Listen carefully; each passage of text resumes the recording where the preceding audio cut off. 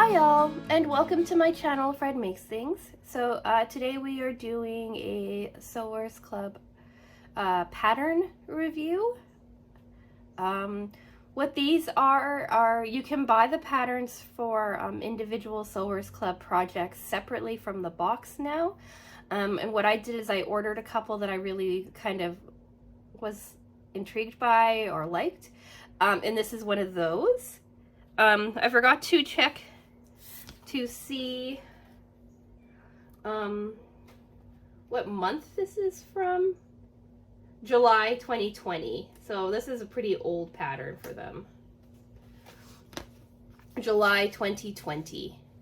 So now we're reviewing it in July of 2022. That's kind of cool. Yeah. So I'm going to do this video in 4 parts like usual. Introduction, putting the project together, pros, cons, and user error, and then my final thoughts and sign off. This should be quick because it's only 1 page of instructions. Like, look how easy that is. If you hear any kind of squeaking or meowing in the background, that's my foster cat. She's being very chatty today. I'm not sure what's going on.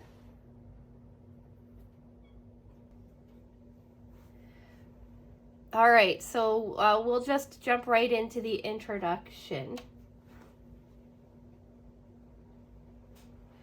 Like I said, I picked this side tie double pocket beach bag, basically because I like the look of it.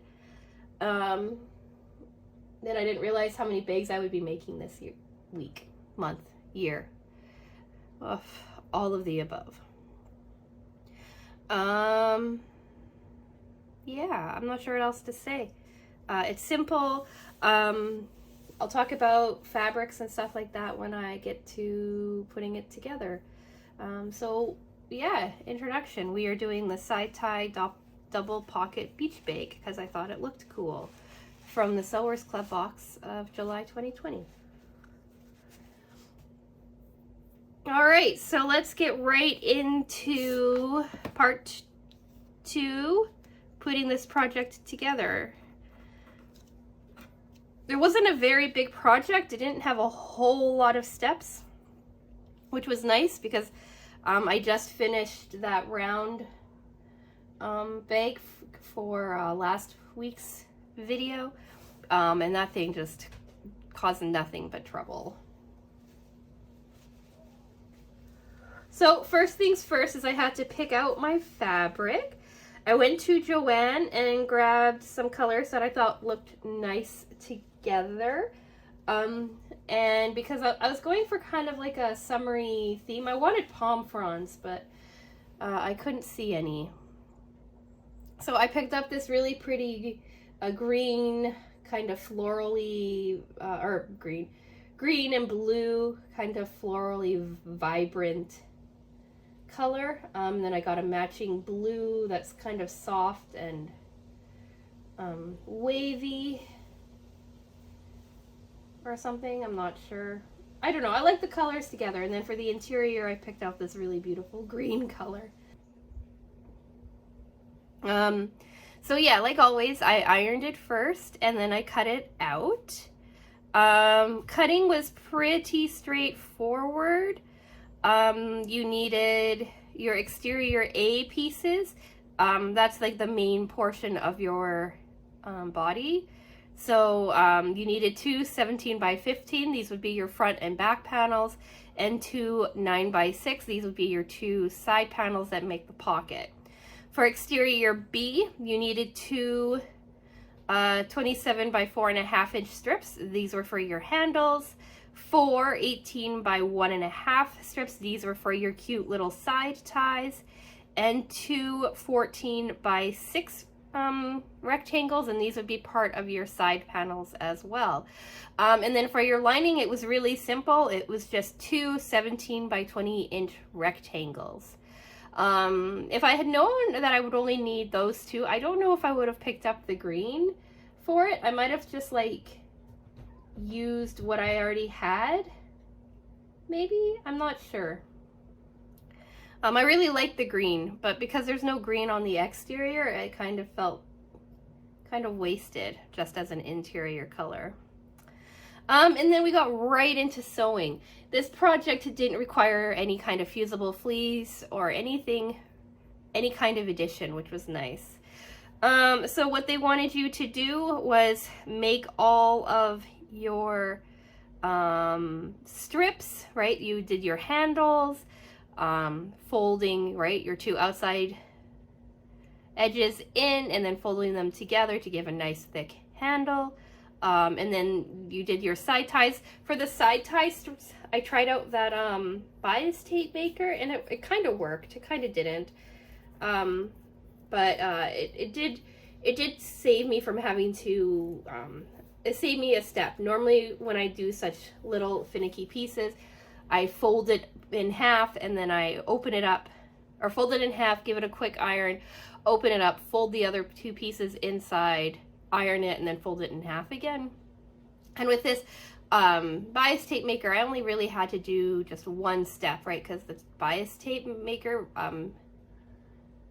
turns the strips for you, if that makes sense. And then they had you do like a decorative stitch, or they had you do just a regular stitch to close everything up. I did a zigzag on my handle, or on my side ties, just to give it a little bit of fun. I also forgot to fold the ends in, so I had to do something a little different for that for the side ties as well. But we'll talk about that in pros, cons, and user error. From there, they had you attach your handles and your side ties onto the exterior body A pieces.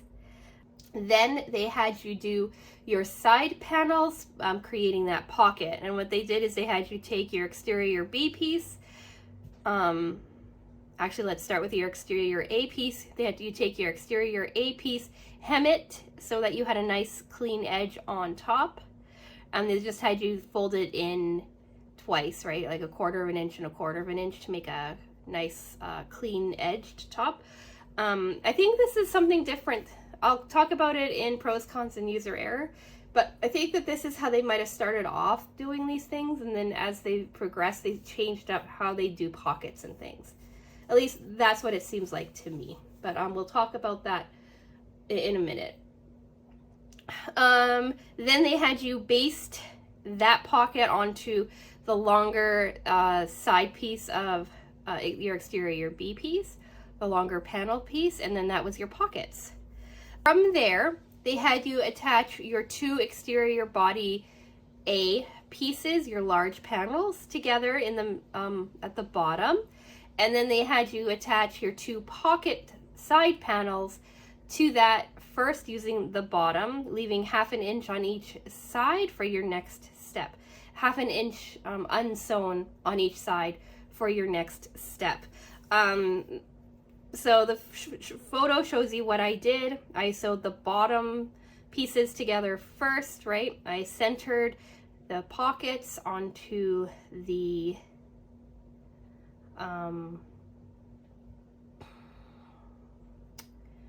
bottom seam of the bag. And I could also say that if you're not using directional fabric, I don't know if you really even need to have two panels for your exterior A. You might be able to get away with just having one long panel and then finding the center for that. And then they had you attach your sides together, right? For that, I started at the bottom, made sure my bottom was aligned properly, and then I clipped all the way up the side, making sure that everything aligned near the top. Spoiler alert, it didn't quite align, and I'll explain that in a minute as well. Then they had you do your lining stuff, because your exterior body's basically done now.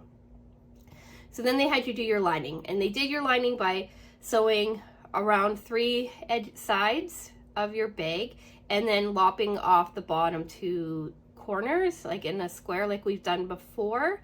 to create like a square base.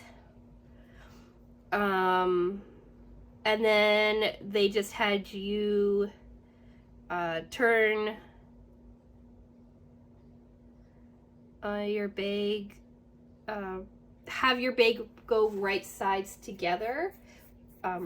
So basically shoving your exterior body into your interior body. And then sewing around that, leaving a 2.5-inch opening so that you could turn the bag around. Then you turned the bag around, sewed a nice top stitch along the top, and then you were done. So really quite a quick project, especially compared to the hours upon hours of last week's project.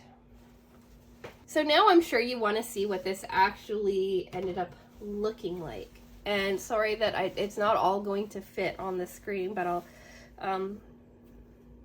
post some pictures for you as well. But here's your exterior body. Right here are your pockets.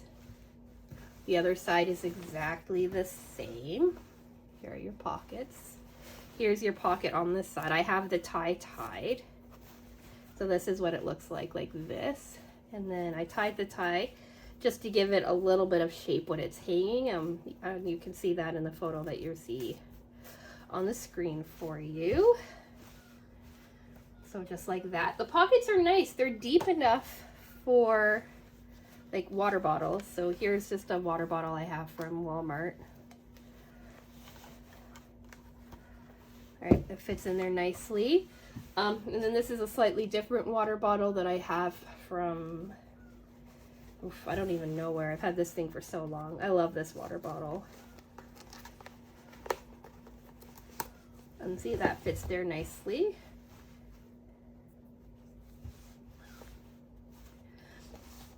And then here are the side ties.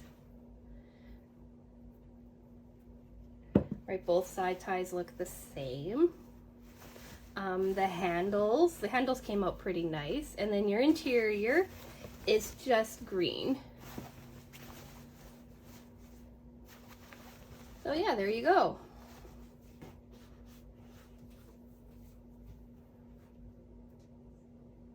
Let's get into part 3.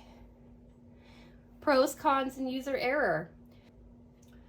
Pros, I like the bag. Of course I did, I picked it. I like the style of the bag. I like how kind of lightweight it is. Like I can throw it into anything and kind of have it as a spare. I like how big the interior is, and I like these side pockets. I especially like being able to put 2 water bottles in. Just because usually if I'm going anywhere with my husband, I'm usually the one to grab both water bottles.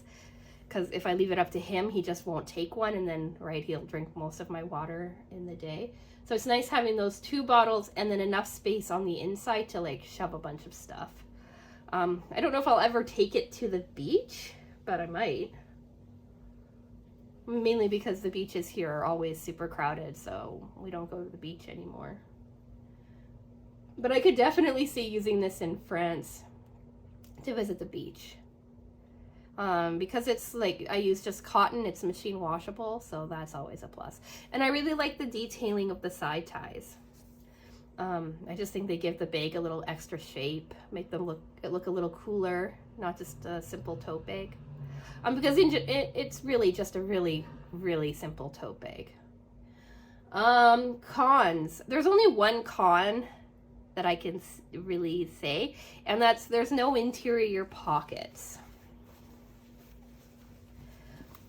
And most of the stuff like that we make like this now with Sewers Club has interior pockets. Actually, I mentioned that too, the making of the pocket.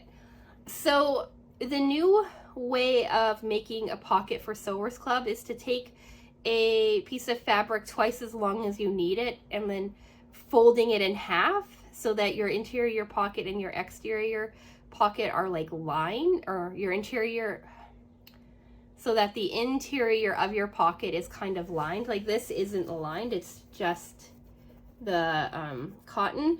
So the new way of doing it is with the fold over, is that you have kind of like a little bit more shape, a little bit more body to this.